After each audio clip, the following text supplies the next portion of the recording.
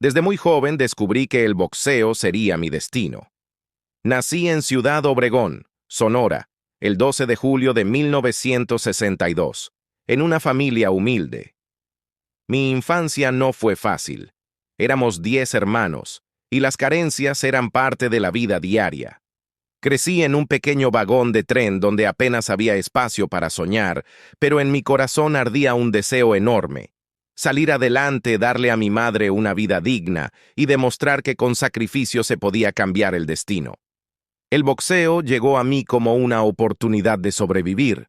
Empecé a entrenar siendo apenas un adolescente en Culiacán, Sinaloa.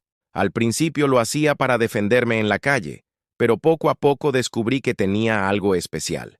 Pegaba duro y resistía aún más. Mis entrenadores me decían que mi mayor virtud no era la fuerza, sino el corazón. Nunca me cansaba de entrenar, nunca me rendía. Mi debut profesional fue en 1980, cuando tenía apenas 17 años. No tenía nada que perder y todo por ganar. Y gané.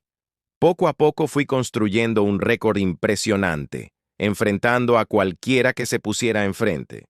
Muy pronto comencé a llamar la atención porque no solo ganaba, arrasaba con mis rivales. Y con cada triunfo, mi nombre empezaba a escucharse en las calles, en los gimnasios, en las arenas.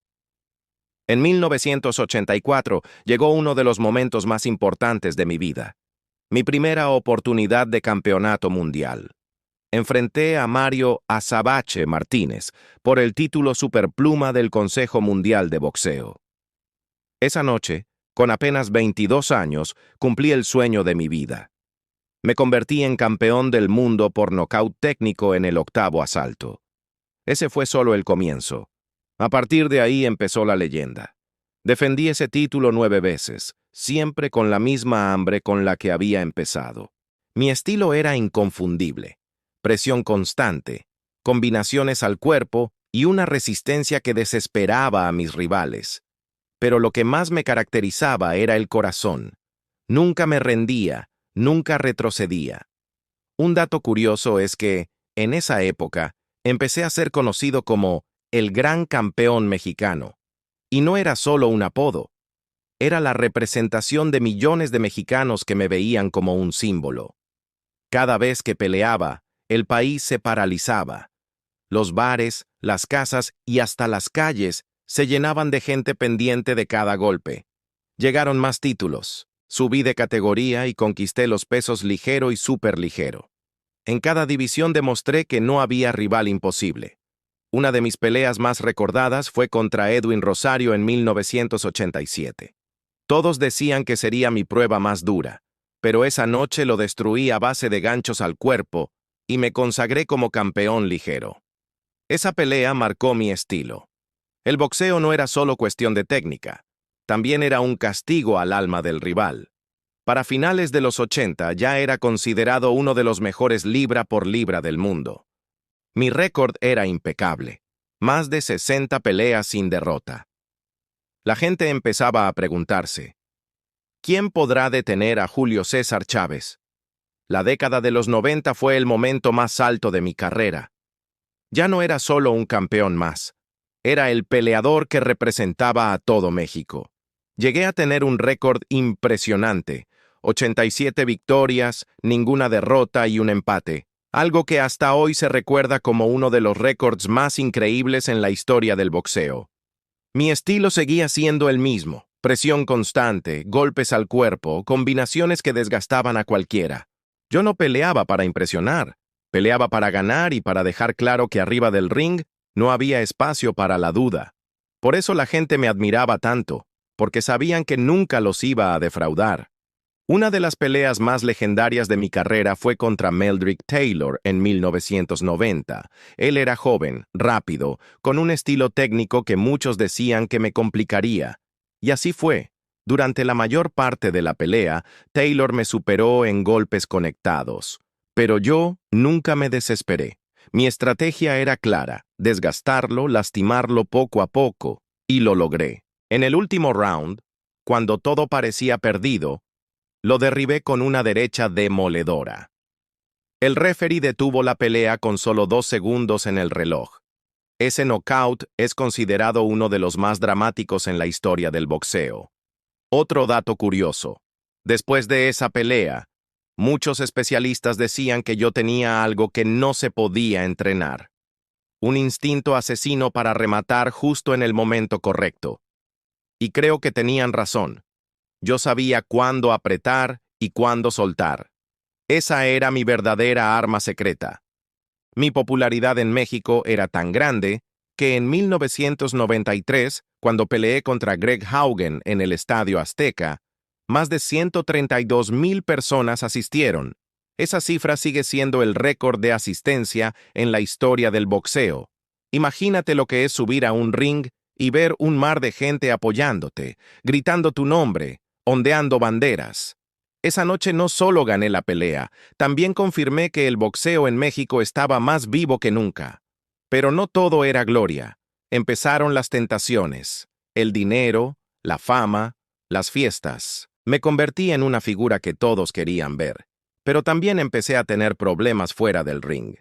El alcohol y las drogas comenzaron a aparecer en mi vida. En ese momento yo no lo veía como un problema. Pensaba que podía controlarlo, que era más fuerte que cualquier adicción. Pero con el tiempo esas decisiones me pasaron factura. Aún así, durante esos años seguí ganando.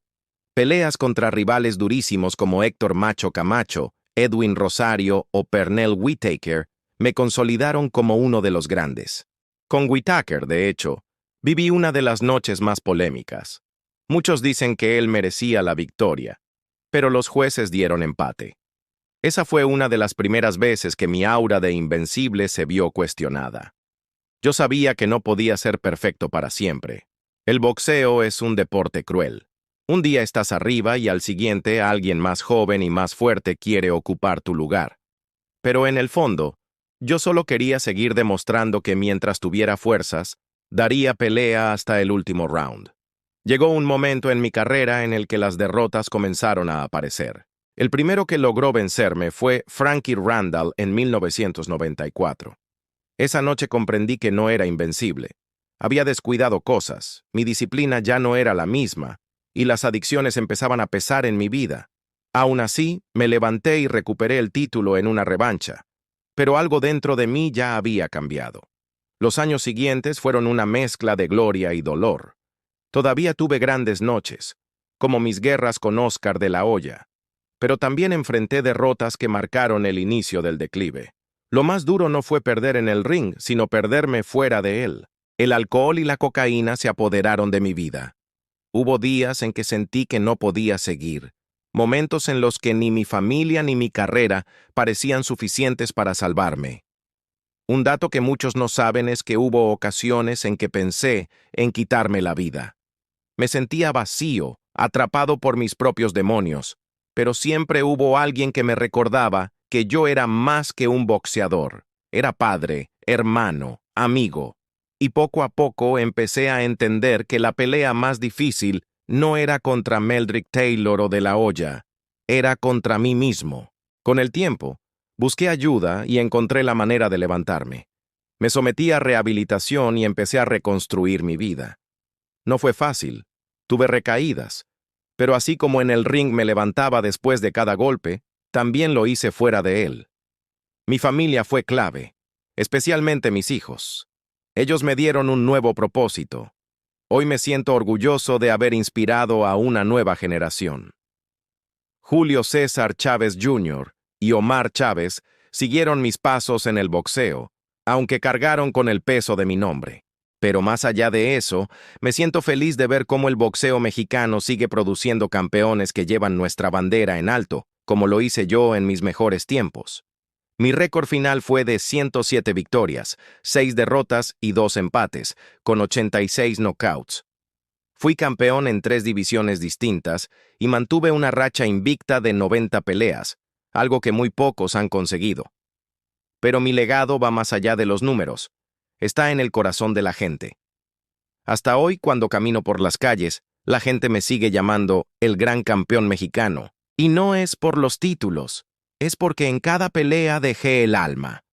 porque representé a un país que lucha todos los días contra la adversidad, porque demostré que un niño que creció en un vagón de tren podía convertirse en uno de los más grandes de la historia. Mi vida fue una montaña rusa de triunfos y caídas, de gloria y sufrimiento. Pero si algo aprendí es que nunca es tarde para levantarse. El boxeo me lo dio todo, y también me lo quitó. Pero al final, aquí sigo, de pie, orgulloso, con cicatrices que cuentan mi historia. Yo soy Julio César Chávez, y mi mayor victoria no fue dentro del ring. Fue haber sobrevivido para contarlo.